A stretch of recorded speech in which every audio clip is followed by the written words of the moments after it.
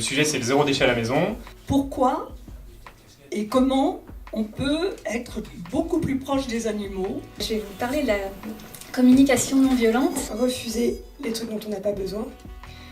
Réutiliser ce qu'on a déjà et ce qu'on peut réutiliser jusqu'à ce que ce soit complètement mort.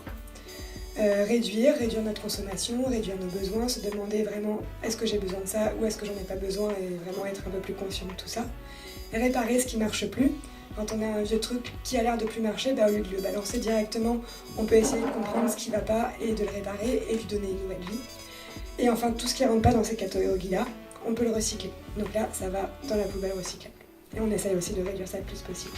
On s'aperçoit que si on n'a pas d'a priori, si on oublie les fables, même les plus belles, donc les préjugés, eh bien, on s'aperçoit qu'on a énormément de liens et de conversations et de conseils à recevoir de nos amis les animaux. Il est parti du fait qu'il était assez perplexe face à la place importante qu'a la violence dans notre monde, alors que à peu près unanimement on a envie de vivre en paix.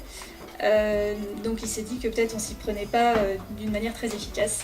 Du coup, on n'est plus dans une logique uniquement de consommation, mais aussi de remettre un petit peu de conscience dans tout ça et de cohérence et de vouloir recréer du lien entre la personne qui produit et la personne qui va consommer derrière. Et ça, c'est très important. Il faut dire quand même que notre monde fait énormément souffrir les animaux. Il propose une méthode de communication, donc ça parle bien sûr de travailler sur la manière dont on dit les choses. Mais au-delà de ça, en fait, c'est une réflexion sur nos modes de pensée et sur l'intention avec laquelle on aborde nos relations avec les autres.